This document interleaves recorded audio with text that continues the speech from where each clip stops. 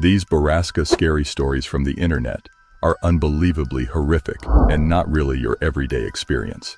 Well, take this ride with me as I tell you about my experience. Story 1. The Horrific Adventure. This is not going to be a normal scary story that we all know, but this is a crazy, horrible fact that we never believe can ever happen in the real human domain. I promise it will not bore you. Rather, it will educate and reveal some things to you.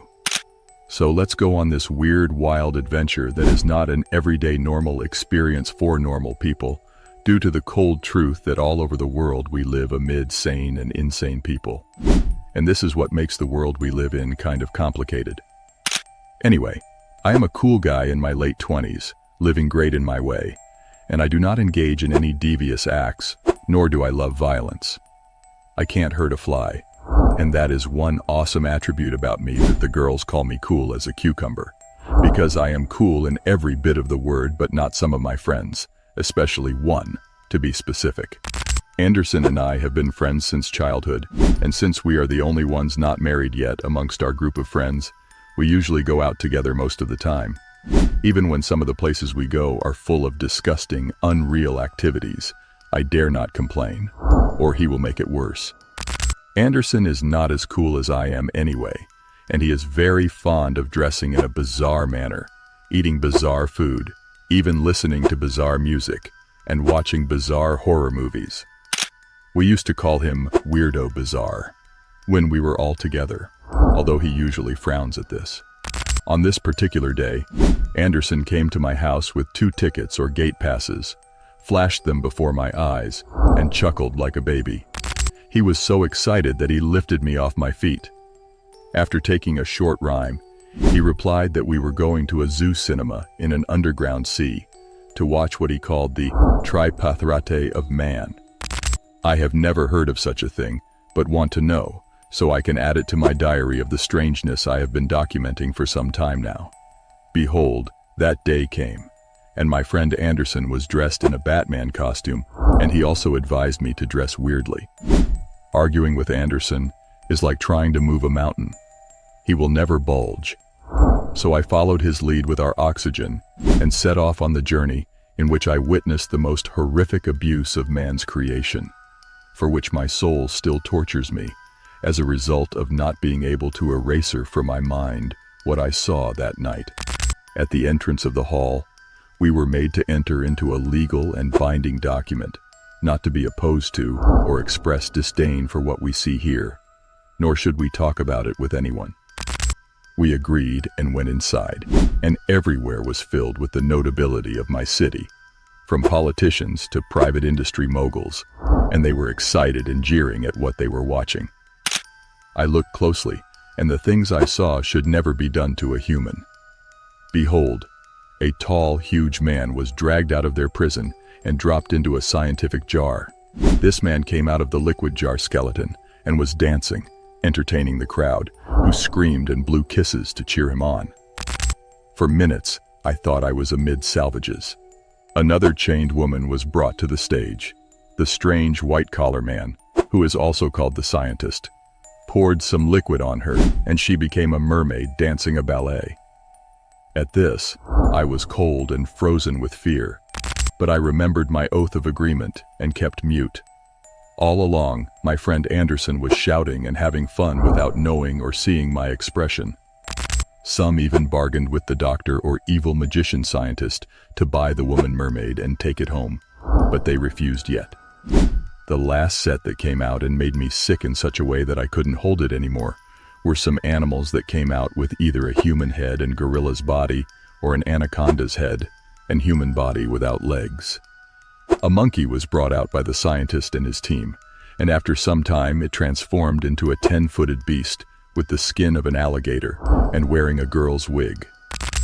I have had enough, probably for life. On my way out, I was reminded of my oath and agreement. I nodded just to get out of this devilish dome. I met a lawyer friend when I got back, and he advised me to involve the police, army, or military, which I did. Immediately, my phone rang, just as my door opened, and men in black holding laboratory coats matched close to me and pulled me up somehow. everything became blank.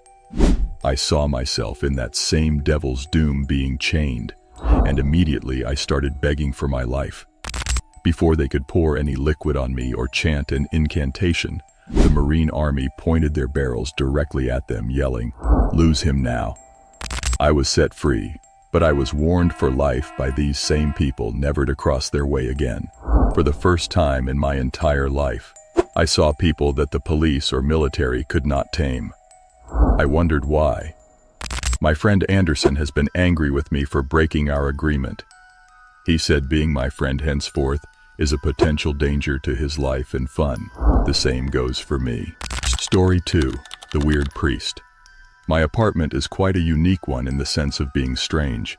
At first, I thought that was part of living with people whereby they just can't pretend to be who they are not in their profession, religion, and hobbies. That's people being people. I can hardly change that. But I always give it a try, and that's troubleshooting. One night, I saw a man cursing, turning different positions to the 4 cardinal points, and talking intermittently. I wondered why he was cursing and who he was. I thought every aspect of society has been civilized beyond this.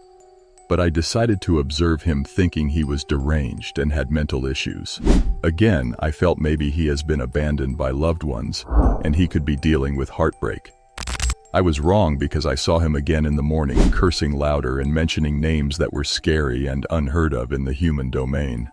I discovered he was a priest, but a voodoo priest. According to him, he uses curses and strange language to chase the wicked spirits away, and he warned me that if I don't stop meddling in his business, he is going to send those evil spirits he's cursing out of his clients to dwell with me and feast on my spirit, but I called it bluff. That same night, he came out again, but this time, it was midnight, and he kept looking towards my room, cursing and gesticulating in the air. He was even fighting in the air furiously. I wondered if the Beelzebub spirit drunkenly possessed him this time.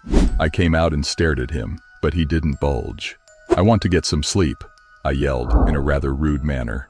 Although he went inside, not without pointing a finger to my eyes and gesturing with it, I told him to get his smelly voodoo self out of my sight. I was already getting agitated and fed up with his practices. I planned to call 911 the next morning for trespass and invasion of privacy when I slept. And I had a nightmare in which the hand he pointed at me became a giraffe with vampire teeth. And at the same time he was telling me, "You will soon die," and folded me up, like I was some kind of lightweighted material that can be turned at will. I woke up empty, and cold sweat was all over me.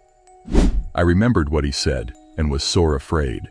I ran to his room, knocked, and on seeing me, he went blank. I politely asked, "May I come in?"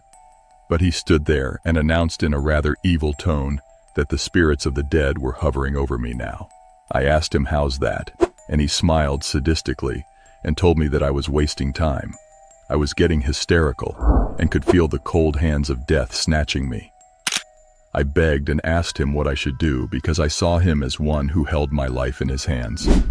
He allowed me in and started doing some acrobatics, saying, "He's chasing death away from me." He hit my head with his, and I fell to the dirty floor of his house. He kept hitting me with punches I could not retaliate till I passed out, and later woke up in my room. I called my brother, who was a clergyman, and narrated my experience. He came down with medics, but before I could take my brother to his room, he was gone, leaving some human and animal skulls with some rotten and smelling potion he usually gives his victims to drink. Furthermore, we could not trace him or the clients patronizing him. I later went to the hospital, and my good brother got me the help and healing I needed. I swear I will be careful with everyone henceforth, and always mind my damn business. Do you love scary stories? Check out our previous video.